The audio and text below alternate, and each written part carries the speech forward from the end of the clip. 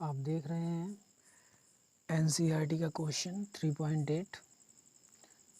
Then ये question is कि आपको एक सॉल्यूशन दिया गया है जिसकी मोलैरिटी है यानी कंसंट्रेशन है 0.20 और आपको इसी सॉल्यूशन की कंडक्टिविटी दी गई है 0.0248 सीमेंस सेमी इनवर्स। आपको यहाँ कैलकुलेट करनी है मोलर कंडक्टिविटी। तो सबसे पहले आप वो लिख लेंगे जो कुछ आपको क्वेश्चन में गिवन है। तो ये दो चीज़ें आपको दी गई हैं, कंडक्टिविटी जिसे आप कप्पा से प्रेजेंट करते हैं जिसकी वैल्यू है 0.0248 सीमेंस सेमी इनवर्स, और सेकंड थिंग आपको दी गई है मोलर कंसंट्रेशन जिसे हमने प्रेजेंट किया है स्मॉल सी से, और ये है आपकी 0.20 m। इस कंसंट्रेशन को आप मोल में चेंज करके लिख सकते हैं 0.2 मोल लीटर इनवर्स। तो बस आपने ये जो मोलैरिटी है इसे मोल पर लीटर में चेंज कर लिया है। आपको जो कंडक्टिविटी दी गई है वो आपकी सेमी इनवर्स में है। तो इसके लिए आपको जो मोलैरिटी है इसे भी सेमी यानी जो कंसंट्रेशन है इसे भी सेमी इनवर्स में चेंज करना पड़ेगा। तो देखिए यहाँ है सेमी इनवर्स। तो आप क्या करेंगे, आप जानते हैं कि 1 लीटर को जब आप सेंटीमीटर में चेंज करते हैं तो हम यूज़ करते हैं 1000 का। तो वही आपने मोल में मोल पर लीटर में 1000 से डिवाइड किया है। तो आपकी वैल्यू आई है 2.0 इंटू 10⁻⁻⁴ मोल सेमी मोर पर सेमी क्यूब।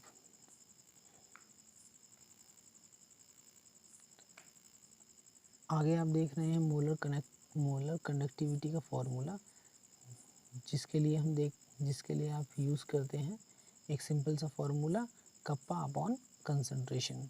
तो आपको कंडक्टिविटी दी गई है, आप देख सकते हैं कंडक्टिविटी दी गई है आपको 0.0248। तो इस वैल्यू को आपने यहाँ पुट किया है, इस वैल्यू को आपने यहाँ पुट किया है, और नीचे है कंसंट्रेशन आपने ये कैलकुलेट की थी, इसे लिया है आपने यहाँ से। तो इस तरह आप इसमें डिवाइड करते हैं, आपकी वैल्यू आएगी 124 siemens mole inverse semi square. अगर इसे आप ओम में कन्वर्ट करेंगे तो आपका होगा 124 ohm inverse mole inverse semi square. इस तरह आप ये क्वेश्चन कर सकते हैं। नेक्स्ट क्वेश्चन देखते हैं जो कि है आपका एनसीईआरटी का क्वेश्चन नंबर 3.9। तो आप यहाँ से क्वेश्चन देख सकते हैं। तो क्वेश्चन आप पढ़ लीजिएगा। क्वेश्चन में आपको केसीएल का सॉल्यूशन दिया गया है। क्वेश्चन में आपको केसीएल का सॉल्यूशन दिया गया है। इसे थोड़ा लार्ज करते हैं।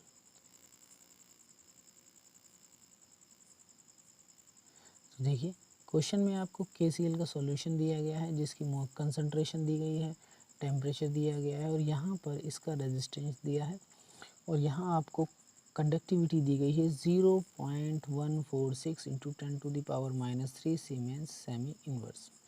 तो जब आपको यहाँ कैलकुलेट करना है सेल कांस्टेंट।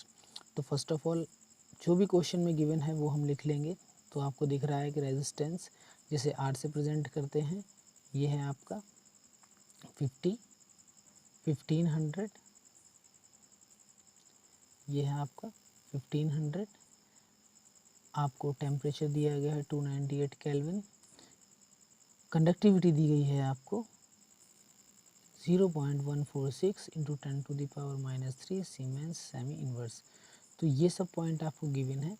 इसके बेसिस पे आप क्या करेंगे, सेल कांस्टेंट, यहाँ पे देखिए सेल कांस्टेंट कैलकुलेट करेंगे। तो आगे देखते हैं। अब आप ये देखिए सबसे पहले कि सेल कांस्टेंट के लिए आप कौन सा फॉर्मूला यूज़ करते हैं। तो आप जानते हैं कि सेल कांस्टेंट को आप प्रेजेंट करते हैं लेंथ अपॉन एरिया से। तो यही ब्रैकेट में लिखा है एल अपॉन, ये जो आप देख रहे हैं कि एल अपॉन ये यही है कि लेंथ अपॉन एरिया, जो कि आप इलेक्ट्रोड के लिए लेते हैं। ये इज इक्वल है आपकी कंडक्टिविटी अपॉन कंडक्टेंस के।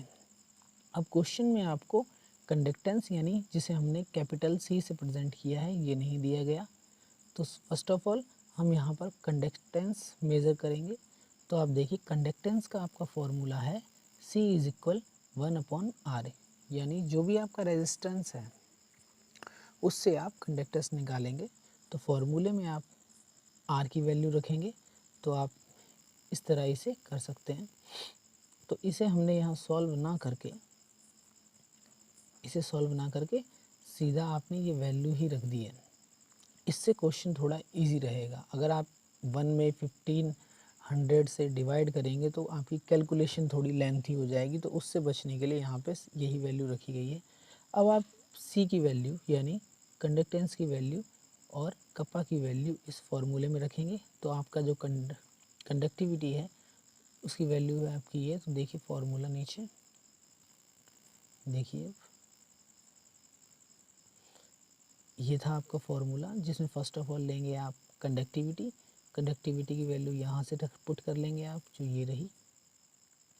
और इसके बाद है आपका कंडक्टेंस है आपका 1/1500, तो वो आपने ये रख लिया है। और इसका यूनिट लिखी हुई है यहाँ पे S, ये ओम में थी। देखिए ये आपने कंडक्टेंस निकाली थी ओम में, इसे यहाँ पर आपने सीमेंस में कन्वर्ट कर लिया है, तो वही यहाँ लिखा है सीमेंस। ऐसा हमने क्यों किया? क्योंकि जो कंडक्टिविटी थी यहाँ पे सीमेंस में ही इसकी वैल्यू दी गई है। तो आपने अब आपको सिंपल सा इसमें डिवाइड करना है और आपकी वैल्यू आएगी 0.219 सेमी इन्वर्स, क्योंकि आपका जो सीमेंस है सीमेंस से सीमेंस क्रॉस हो जाएगा, आपका सेमी इन्वर्स बनेगा। इस क्वेश्चन को करने के लिए आप अगर इस फॉर्मूले का आपने यूज़ किया है, देखिए आप इसको करने के लिए एक तो आप ये फॉर्मूला यूज़ कर सकते हैं,